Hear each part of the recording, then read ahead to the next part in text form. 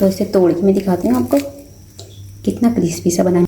झटपट से तैयार हो गए हैं हमारे चिकन क्रिस्पी रोल। उम्मीद है आज की रेसिपी आपको पसंद आई होगी। रेसिपी पसंद आए तो इसे लाइक कीजिएगा, चैनल को सब्सक्राइब कीजिएगा, फैमिली और फ्रेंड्स के साथ शेयर कीजिएगा। आपसे मिलूंगी अगली वीडियो में, जब तक के लिए अल्लाह हाफिज़।